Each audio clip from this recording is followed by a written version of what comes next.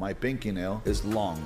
The biggest question is that a nail? When you have long fingernails, especially the pinky, it's the sign of wealth. And if it doesn't break and it's strong and it's powerful, then it means you're going to be wealthier. I have longer pinky nails than my girl. Literally, we measure it. And hers break all the time. But who's the wealthy one? You know what I mean? And this is a very strong pinky nail. The biggest question is that a Meet King Azoulay, a man who claims to be a direct descendant of King Solomon, trained by Shaolin monks, recruited into counter-terrorism units, and who can apparently defeat 30 men with just his skull and some pinky nail energy, if that sentence didn't short-circuit your brain like a vape pen at a preschool. Just wait.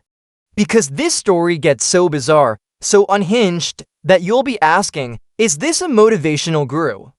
Or an AI-generated fever dream coded by Satan's unpaid intern? During a caffeine coma, King Azoulay didn't just decide to be an alpha male influencer. No. He discovered his royalty at 13. According to him, he was already breaking sticks over his forearms and body slamming his dad through furniture by the time he hit puberty. Like straight up WWE, but with more unresolved childhood trauma. That point on, my dad knew he couldn't take off. Now I was 13. He picked up a stick, a wooden stick, and he went to hit me over the head.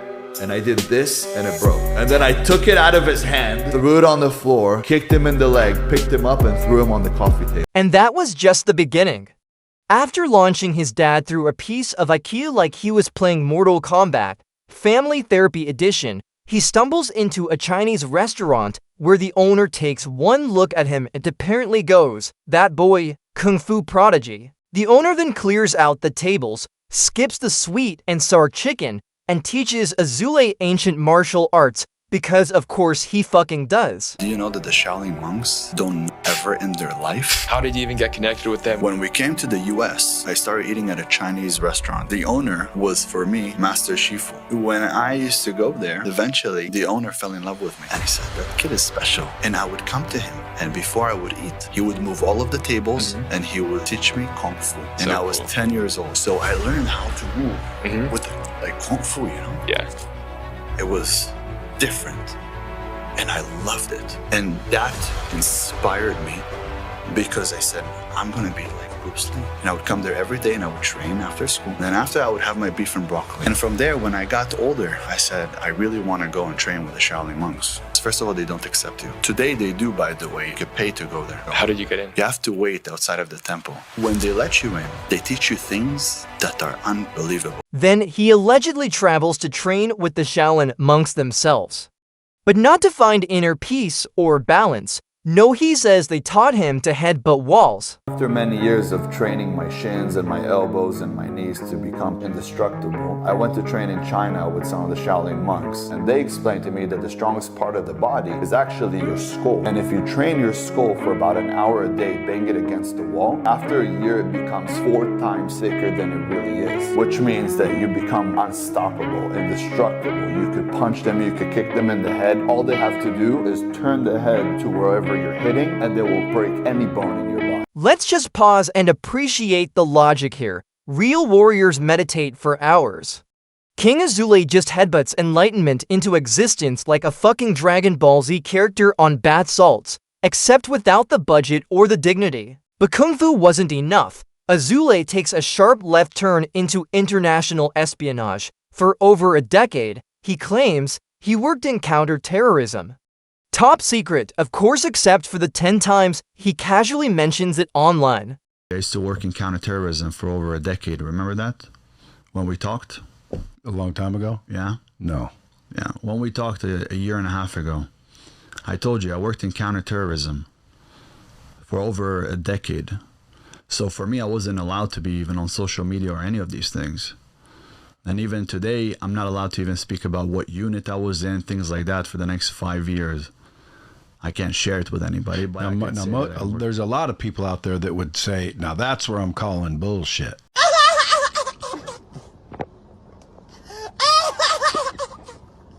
No unit names, no details, just vibes. It's like saying I dated Beyonce, but I can't talk about it because it's classified. Bro's resume reads like a 12-year-old's Roblox bio written during a sugar crash and a mental breakdown. Now let's talk money, Azoulay's favorite flex, the infamous $250,000 story.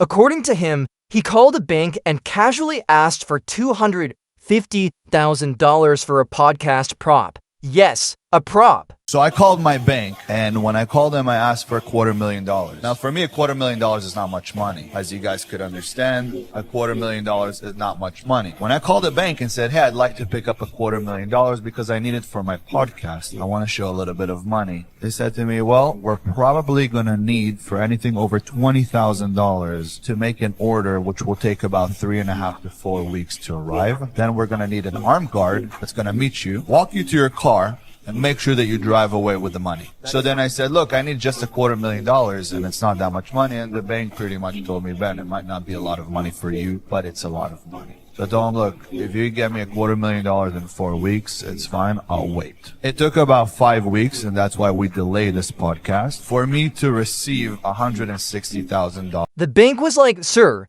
this isn't a GTA side quest. You can't just withdraw a loot crate. 5 weeks later, they hand him $160,000, and he uses that as proof that banks are lying, money is fake, and you should buy crypto.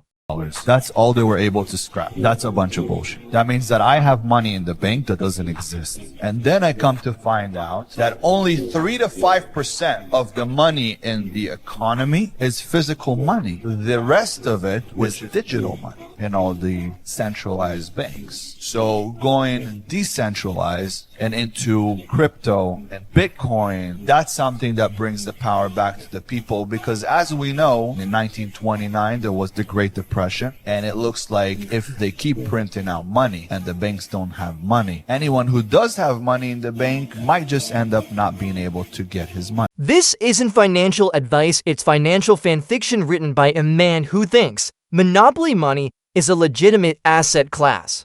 It's like if a LinkedIn bro and a Reddit crypto incel had a child and then abandoned it in a motivational gym bathroom. If you're a young boy and you're in a situation where you're an F student, let me tell you something. You got a bright future, buddy. You see, an A student is the perfect employee. He works for me and he does his job perfectly. And then you got the F students. The F students are inventors. They're so creative that they couldn't sit in class. They couldn't listen because whatever people were trying to put in their head, they knew it was fucking bullshit. Now to the true hustle. The F Student Council, King Azoulay's business course empire, is built around this idea. If you're flunking school, congrats, you're secretly a genius.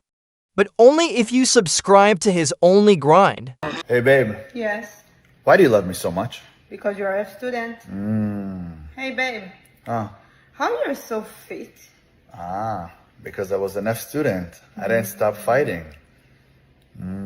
Hey babe, What? you know why we're so rich? Why? You know why. Actually, I know why. Why? Because you're a student. Exactly. They wanted to teach me how to get a good job and work a 9 to 5 and stay broke for the rest of my life. Hey guys, if you're an F student, just remember, you got a bright future, buddy. Smart. He paints school as a prison, compares cafeteria time to jail lunch, and says discipline is a scam. Like, bro probably thinks detention is a CIA black site. And what does he offer instead? An online hustle guide that supposedly made him a millionaire by 24, but bro still filming with audio quality that sounds like a Game Boy being dropkicked into a blender. His entire image is built around alpha male cosplay. He talks like he's about to take on a Roman Colosseum, shirtless, with a sword in one hand and a TikTok ring light in the other. I've taken on not 1, not 2 guys. I fought 30 guys at the same time, and they couldn't take me out. You fought 30 guys. 30 guys at the same time. They got to the point that they said, okay, you motherfucker. We're done with To kill you. When I punch somebody, I don't punch their head. I'm imagining my fist going through their head, the back of their head. Their head gets stuck here on my elbow. That's how Bruce Lee used to punch.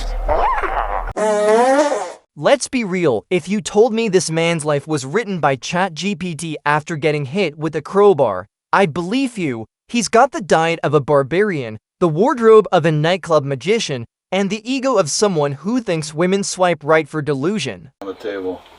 Man, that's It's a big feast. We have a couple of veal brains over here. We have 2 full lamb hearts, full lamb liver, and then we have a cow's kidney. We have 2 bone marrows over there. My boy Ben is gonna eat this. That's a whole lamb's head with everything attached to it. You got the eyes, you got the brain inside. There's all the meat, the fats. He has 500,000 subscribers and gets less than 3,000 views per video. Why? Because people are waking up. They're starting to see the cracks in the meat castle. But it gets worse. His views on women are prehistoric with a dash of incel seasoning. He says women were put on earth to serve men and give them babies. That's not motivational, it's a TED Talk hosted by a Neanderthal with Wi-Fi. Ever since decisions were given to women, OnlyFans, or less homes, less babies, all these things, then I know it sounds bad, and I'm saying it in the purest way. I don't care who she is. She's not going to be tougher than me, stronger than me, more masculine than me, because she wasn't put on this world to do what men can do. She was put on this world to do what men can't do. It's to bring us babies, to continue life for us, to make a house into a home.